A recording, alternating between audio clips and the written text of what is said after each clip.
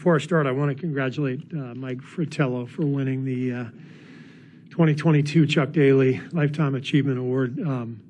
Mike and I worked together in broadcasting for many years, and he's a great friend, and I'm thrilled for him. Great coach. He's contributed so much to the game, and we've had a great friendship over the years. So really happy for Mike, and I know he'll be in here at some point. But I wanted to congratulate him before we got started today. Start with CJ up front. Yeah. CJ Holmes, San Francisco Chronicle. Steve, how's Andre feeling, and what was behind the decision to shut him down tonight? His knee swelled up on him yesterday afternoon, and so he'll be out tonight and day to day. What did Tim next? Try not to ask you specific strategy questions, but Steph has mentioned that there's 6 games left and everything should be on the table and go and do whatever's necessary. When you have played Steph extra minutes, which you have done in some series, have you noticed anything there? You noticed like for 1 series he can do it, for 4 games he can do it, anything like that? No, I mean, I think in general, when we've gotten to the finals, we've bumped up his minutes a little bit. Probably around 40. We were on pace, I think, for him to play 40 the other night, and I took him out in the last minute, so I think he ended up about 39. So ideally, he could get a couple of rests each half, and I think that's helpful. But we've got to do whatever we've got to do to win. So we'll see how the game goes. Mark on the left. Steve, what's been your approach with managing the highs and the lows of the playoffs in between games, and how does that compare to the other years? It's the same. It's the approach is always the same. You treat the game with the respect it deserves, but also the perspective. And I think I was lucky enough to play for Phil Jackson and Greg Popovich. They both were masters at finding that balance. We want to come in here every day and work as hard as we can and win as many games as we can and win a championship if possible. But with full awareness that there's, a lot more important stuff going on in the world. So if you can achieve that balance and your players can find that balance, then that's when you're at your best. You can't be so tied up like, oh my God, this is the most important thing that'll ever happen to me in my life, and I got to play well. You start going in with that attitude, it's easy to get tight. And at the same time, you can't be too loose. You got to be locked in, and finding that sweet spot is really important. Question in the middle. Hi, Steve. When you think of Mike Fratello, as you know him, his teams, his coaching style, even some idiosyncrasies in working with him as a broadcast partner, anything pop into mind? Any particular story? I think the perm in the 80s was first thing. Mike has a great sense of humor, and so working with him in the booth, he was always in a jovial manner, just willing to laugh at himself, laugh at Marv, laugh at me. We always had a really good time together. As a coach, incredibly well organized and thoughtful, and it showed in his broadcast, just the way he explained the game and the nuances of the game. He's very technical as a coach, like really well schooled defensively. His teams were always very disciplined. And I never played for him, but just working with him as a broadcast partner, you could see that great balance between humor and detail. Anthony on the right. Yeah, when we're around you guys for open practice, it's pretty clear Gary can't, get in the shooting drills. But, you guys have said he can at least, shoot a 3 if needed. Is he on a pitch count, basically, I guess out there, number 1? And 2, if you put him in tonight, are you guys fine with him lining up an open 3 and shooting it? Yeah, I think I mentioned yesterday that I didn't feel comfortable in game 1 playing him, because it didn't appear that he was healthy enough to play. He was cleared to play, which meant there was an understanding, with the training staff, with Gary, special circumstances. We need one stop at the end of the game, at the end of a quarter, we can play him. But it's literally been a day-to-day thing, and he's made some improvement the last couple of days, and I anticipate getting him out there tonight. Yeah. Tim in the back. Hey, Steve. Tim Reynolds, AP.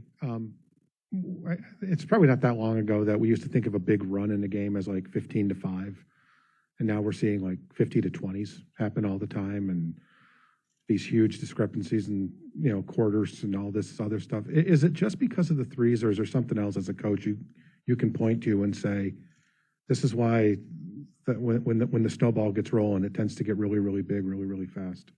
I don't spend a whole lot of time, thinking about that. I get asked the question a lot. I think it's the three, and I think mainly it's the fact that many teams employ 5 players at a time who can shoot the three.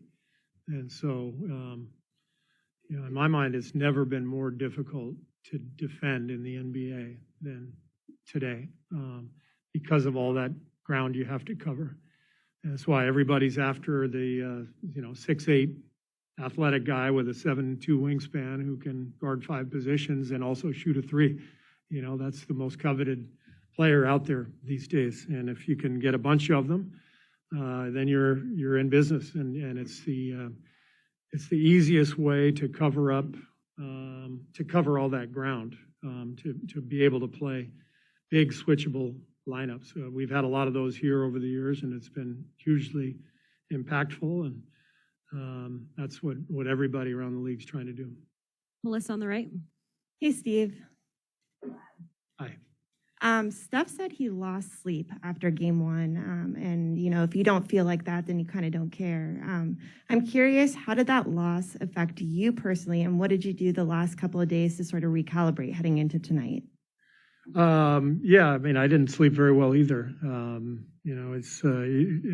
never sleep well after a game anyway, but particularly, a game like that where, you feel like you had a chance to kind of put it away and you let it slip. But the last couple of days, we've just been, watching the tape over and over again and reevaluating things and, preparing for game 2. So pretty simple. Monty on the left. Steve, what are your thoughts on the decision to go with the orange today? Well, both teams are wearing the shirts. I think, we feel very strongly as a league that it's time for people to take notice and to take part in what should be a nationwide effort to limit the gun violence that's out there. And there are ways to limit it. And, there are proven laws that are waiting to be passed, whether it's background checks or what have you.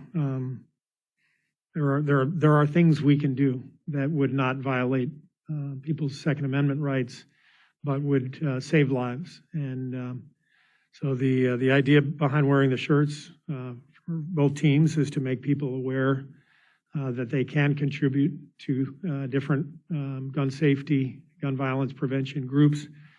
The biggest thing, I think, is to vote. What I understand is that, a lot of races, congressional races that are out there are, despite the fact that the majority of people in this country want gun safety measures put in place, a lot of those races are decided by people who aren't so much for any kind of gun safety measures.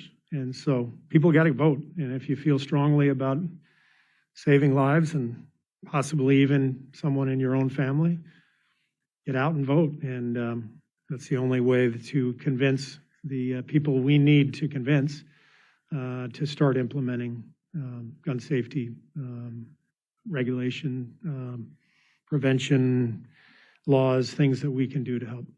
Take a couple more. Ohm here in the middle. Steve, I'm not sure. Did you see Pop yesterday go to that gathering in support of the Uvalde victims and talk out about gun violence? And I was wondering what you thought about that. And also, is that kind of maybe the next thing that you and Pop and other people like that are going to have to try to do to, besides just talking about the message and wearing the shirts, but having to try to do even more? What would that be? Yeah, that's a good question, and I think we're all kind of trying to figure that out now. So some of it is working with the groups that are out there that know what they're doing. Whether it's Brady or Giffords or March for Our Lives or Live Free here in Oakland, they all do great work. So people can get involved, either donating or being active. I did see Pop's speech; it was fantastic and captured a lot of people's anger that's out there. But again, comes down to convincing politicians that things like background checks are really crucial, and things that don't impact people's Second Amendment rights. So we know there are things that can work, and we have to convince people that those things are important enough to go to the ballot box and cast a vote. Last question on the right.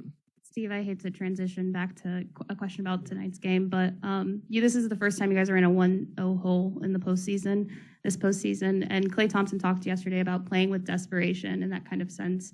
What do you think the mindset is of the team going into tonight's game? And do you like that they're, embracing that like desperation? Of course. I mean, that's what the playoffs are about, and you feel that in the playoffs all the time. It doesn't have to be down 1-0. We felt it earlier in the Memphis series. We lost a game by 40 points. You better believe there was a sense of desperation. But that's what brings the best out of you. You've got to have that edge about you.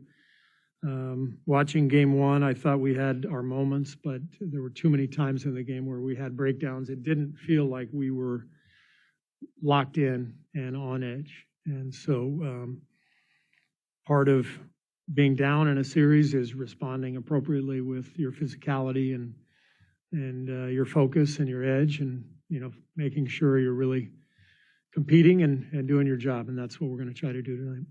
Thanks, Coach. Thanks.